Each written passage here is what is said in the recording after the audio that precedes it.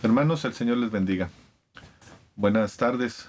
En este día el Señor nos permite nuevamente meditar acerca de su palabra y quiero agradecer a Dios la oportunidad que nos da nuevamente de estar juntos. Les quiero pedir en este día que busquen en sus Biblias la primera carta de Pedro en el capítulo número 3 y vamos a leer de los versículos 12 al 18. Va a estar nuestra meditación basada en estos versículos, versículo 12 al 18. Y antes de iniciar la lectura, vamos a orar pidiéndole al Señor su bendición. Padre bendito, te damos gracias porque eres bueno con nosotros, Señor. Padre Santo, también te pido que, Señor, tú en esta tarde permitas que tu palabra sea expuesta, Señor, que tu Santo y bendito Espíritu, Señor, lleve el mensaje que tú tienes, Padre mío, para aquellos que han de escucharlo. Sé que no soy digno, Señor, de hacerlo, pero Padre mío, te pido que uses a este miserable, Señor. Padre mío, en tus santas manos estamos, en tu gracia y en tu misericordia esperamos. Te pido perdón por todas mis faltas, Señor, en el nombre de Cristo Jesús. Amén. El capítulo número 3 de la primera carta de Pedro, versículo número 12, empezamos nuestra lectura. Dice así: porque los ojos del Señor están sobre los justos, y sus oídos atentos a sus oraciones. Pero el rostro del Señor está contra aquellos que hacen el mal. ¿Y quién es aquel que os podrá hacer daño si vosotros seguís el bien? Mas también si alguna cosa padecéis por causa de la justicia, bienaventurados sois.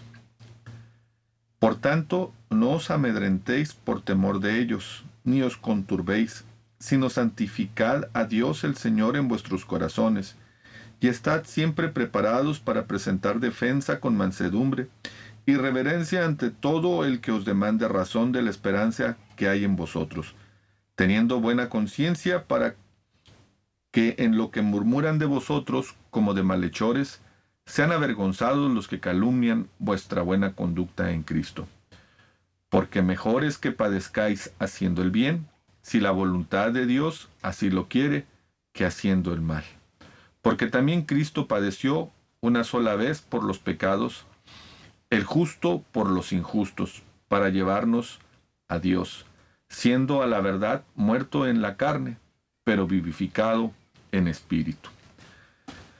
Bien, leyendo esta parte de la Escritura, encontramos varios puntos de los cuales yo quiero que nos fijemos en tres de ellos. El primero, en el que el Señor tiene su rostro propicio y tiene cuidado y atención especial en aquellos que hacen el bien, que procuran hacer el bien, que le conocen, aquellos que siguen la instrucción del Señor. ¿Sí? Esto no quiere decir que estos sean los buenos, no, porque la Escritura dice que no hay justo aún ninguno. No hay ninguno, no habemos alguno que haga lo bueno. Todos nos hemos desviado como ovejas y cada quien ha buscado lo suyo. Pero lo que aquí nos dice la Escritura es que los ojos del Señor están sobre los justos, esto es, los que han sido justificados por Jesucristo, por el sacrificio que Él llevó a cabo en aquella cruz, pagando el pecado de toda la humanidad, de todo aquel que se arrepiente y llega a los pies del Señor, reconociendo su falta, su equivocación, su pecado, su miseria, su pobredumbre en la cual se ha vivido. Cuando llega ese entendimiento y ese arrepentimiento al corazón de cada uno de los que hemos confesado nuestra falta delante del Señor, pues entonces entendemos nuestra necesidad Y nuestra maldad es puesta en evidencia delante de nuestros ojos, en la cual habíamos estado viviendo, pero no nos dábamos cuenta. Nos sentíamos satisfechos, nos sentíamos felices, viviendo y satisfaciendo nuestros propios sentidos, nuestros propios deseos. Pero cuando la vida que Dios nos da por medio de Cristo Jesús llega a nosotros, a nuestro cuerpo, a nuestro espíritu, entonces esa condición de miseria humana queda evidente, y entonces nos damos cuenta que vivimos una vida que no debemos de vivir. Y entonces la obra redentora de Cristo Jesús, cuando nosotros nos arrepentimos y le pedimos perdón, nos alcanza la gracia salvadora de Cristo Jesús, la gracia que Dios nos da por medio de su Hijo. Y entonces, por medio de su sacrificio, somos justificados delante de Dios. Esa sangre que vertió Cristo Jesús en la cruz lava nuestros pecados. Su cuerpo lastimado, su cuerpo golpeado, su cuerpo clavado, recibe el castigo, o recibió el castigo que merecemos cada uno de lo que hemos hecho. Entonces, los ojos del Señor están sobre los justos, y también escucha las súplicas, las oraciones, lo que necesitamos, lo que pedimos. Y dice que no solamente lo escucha, sino que está atento, está pendiente, está dando cuenta de lo que nosotros necesitamos. Eso es algo que debemos destacar y que quiero que veamos y que nos demos cuenta, ¿verdad? La condición de alguien que, si bien es cierto, habíamos vivido en pecado, como todo el mundo lo hace, pero la diferencia está en que hemos reconocido la gracia y nos hemos arrepentido de nuestros pecados, y la gracia de Dios nos ha alcanzado. Hay otro punto que también es importante que resaltemos y que quiero que lo tomemos en consideración. Y esto es verdaderamente para sentir mucha preocupación, porque imagínese usted que tenga que esté en contra de una persona o de un personaje importante. Y pudiera ser en todos los niveles, el estudiante contra su maestro, o en el que trabaja contra su patrón, o en la familia misma, ¿verdad? Los hijos contra los padres. La verdad es que al final de cuentas, en todos ellos hay alguien con una mayor autoridad, que estar con alguien que está con autoridad y que estemos en contra, pues nos lleva en una condición pues de desventaja, en una condición de preocupación. Estar en contra de Dios, del creador de todas las cosas, del autor de la vida, de quien depende todo, verdaderamente es muy duro y es muy lamentable estar en esa situación. Pero aquí la palabra dice, en este mismo versículo 12, pero el rostro del Señor está contra aquellos que hacen el mal. Usted que me escucha y que no es creyente puede decir, a ver, espérame, si ahorita estabas diciendo que todos hacemos el mal, pues entonces Dios está contra todos. Bueno, está contra todos los que hacen mal, pero también recuerde que habíamos dicho, o que había dicho, que habemos quienes nos hemos dado cuenta de esa maldad en la cual vivíamos y nos hemos arrepentido de ella. Procuramos no volverla a hacer, no seguirla, no vivir en ella.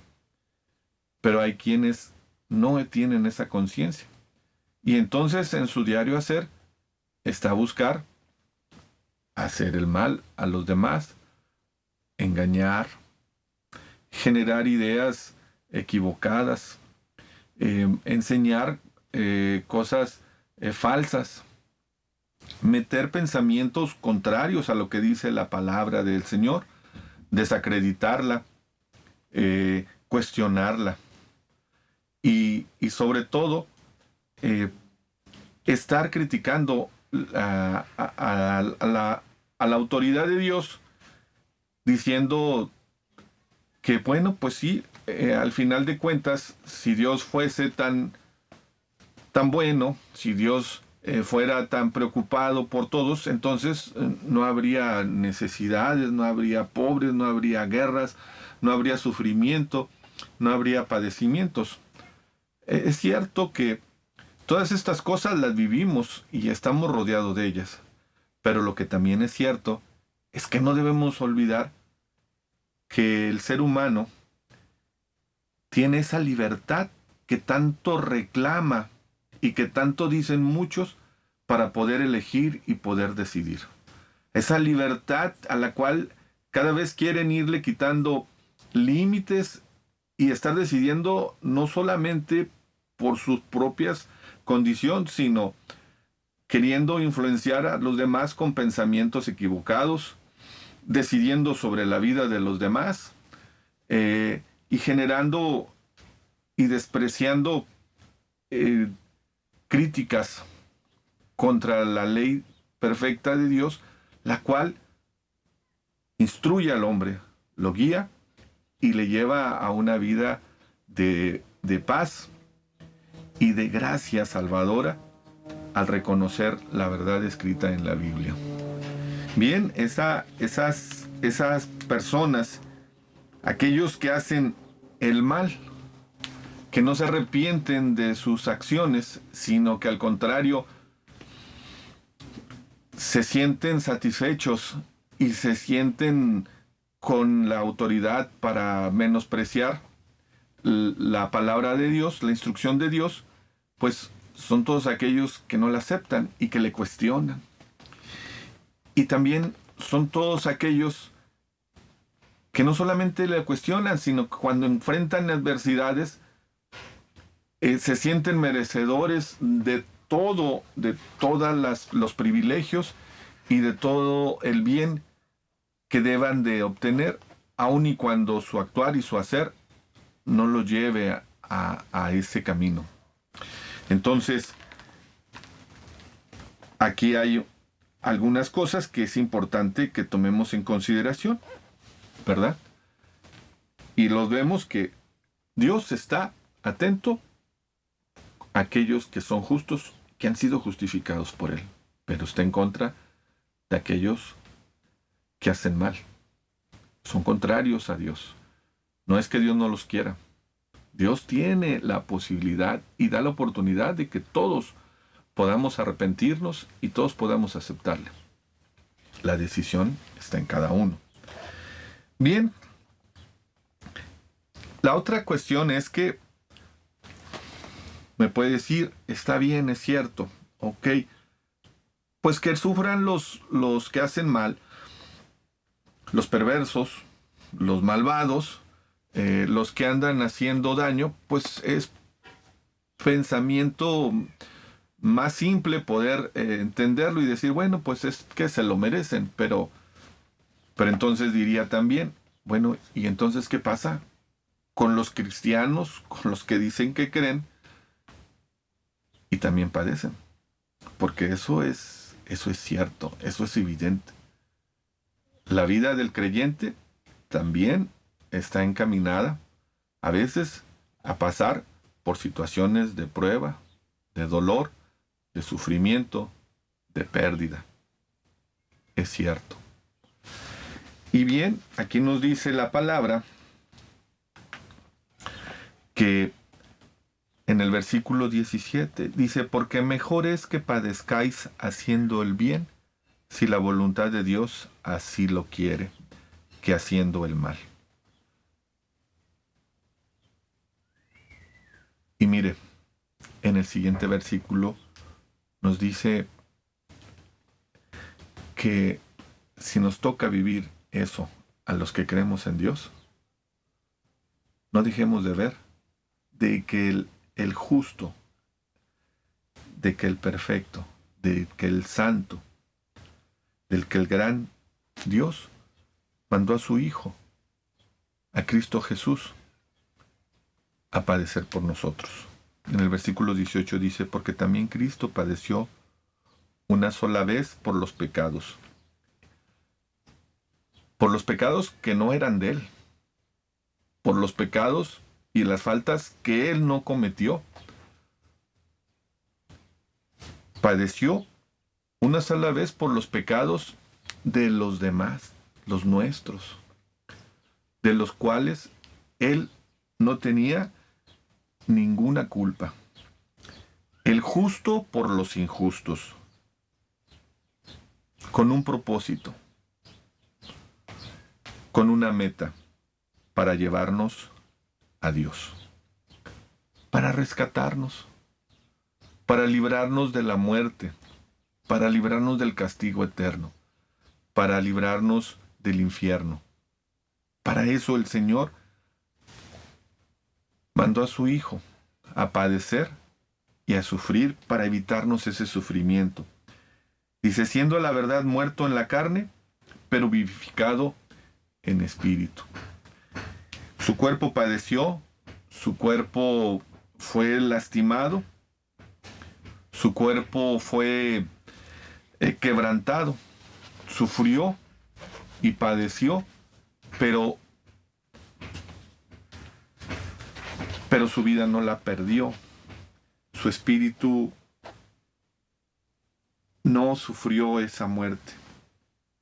Y esa esperanza y ese volver a levantarse de la sepultura al tercer día, su cuerpo, es la esperanza que tenemos para todos los que creemos en Cristo Jesús.